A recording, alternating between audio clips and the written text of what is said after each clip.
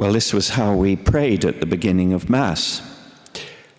Pour forth, we beseech you, O Lord, your grace into our hearts, that we, to whom the incarnation of Christ your Son was made known by the message of an angel, may by his passion and cross be brought to the glory of his resurrection, who lives and reigns for ever and ever. A very beautiful prayer which brings so much together.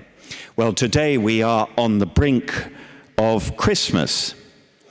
Every year on the 25th of March, we celebrate the Annunciation. The angel of the Lord declared unto Mary, and she conceived by the Holy Spirit. But this Sunday is another feast of the Annunciation. We might say it's March in December. It's not held 9 months before Christmas, but 7 days. So it's a kind of foreshortening. It's spring in the middle of winter. And this year, which is year A, we hear not St. Luke's account of the angel coming to Mary, but St. Matthew's account of an angel coming to St. Joseph. It follows on in the sequence of events, of course. Joseph, son of David, do not be afraid to take Mary home as your wife, because she has conceived what is in her by the Holy Spirit. Like Mary, Joseph overcomes his fear. Like Mary, Joseph gives the obedience of faith to what he hears. I suppose you could call the incarnation the ultimate free download. And to access it, to agree to its terms and conditions, as it were, all that's needed is that click of faith. You are now connected, as I say. And we can think of today's, this Sunday, the whole liturgy, as an annunciation, as an angel. All the texts, all the prayers, all the hymns, everything is the annunciation to us. It's an angel announcing the birth of Jesus and wanting to elicit our faith. So let's try and explore this a little more.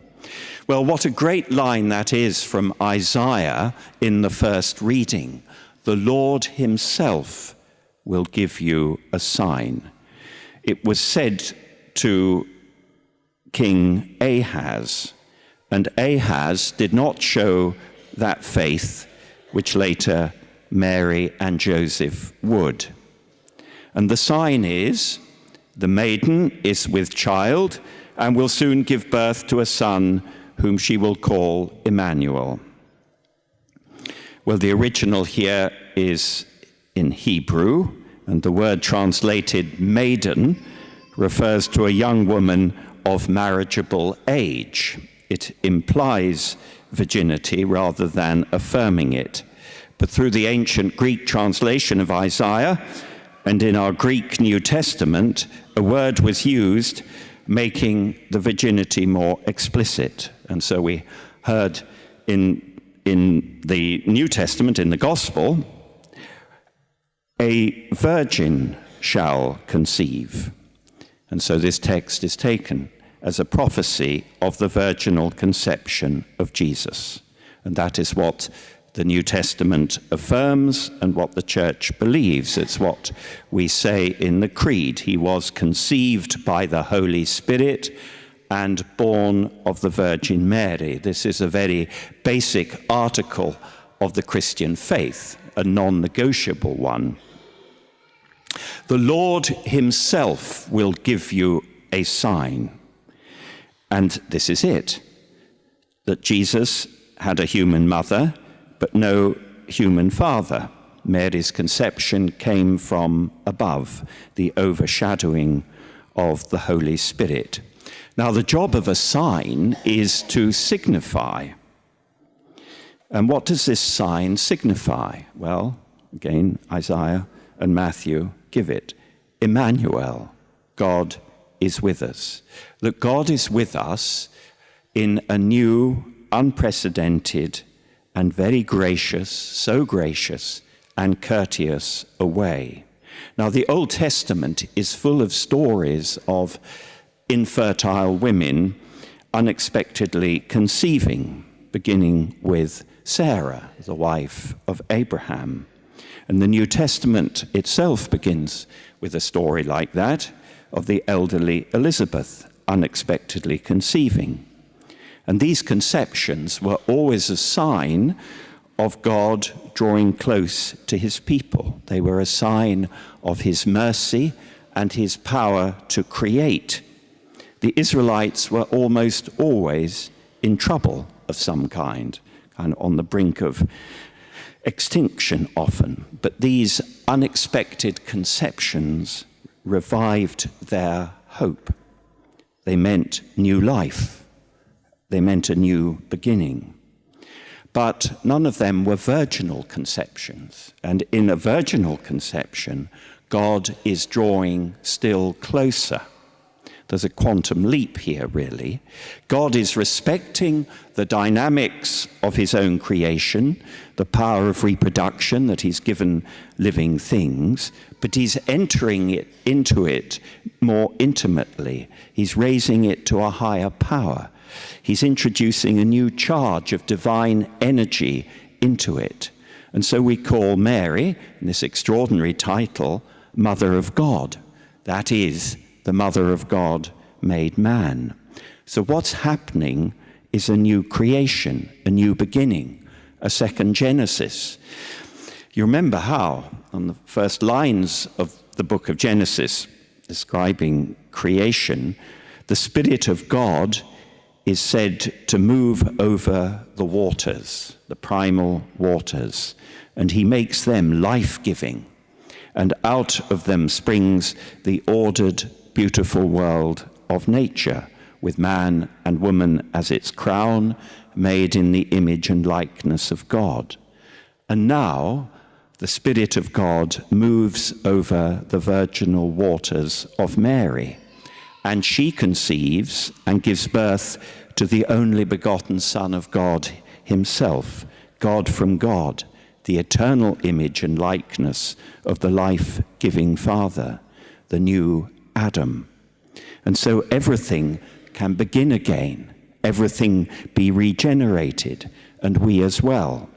God is with us now in a quite new way, in the person of Jesus, the God-man, one of the Trinity, Son of the Father, and one of us, Son of Mary, descendant of David, like us in all things but sin. The Lord himself will give you a sign. Christmas and Easter go together. At Christmas, the baby God-man comes from a virginal womb, the Son of God in weakness. At Easter, the crucified God-man rises from a tomb where no one had yet been laid, proclaimed Son of God in power through his resurrection from the dead, says St. Paul.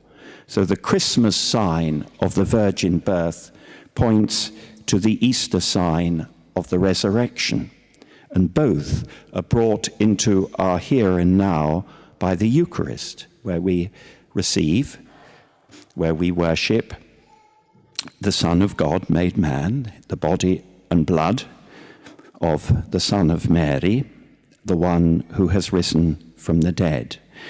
And so the sign is of a new beginning, a new life, a new world. All these things mean simply that. God is with us, not against us. And this isn't outside us, it's interactive, you might say.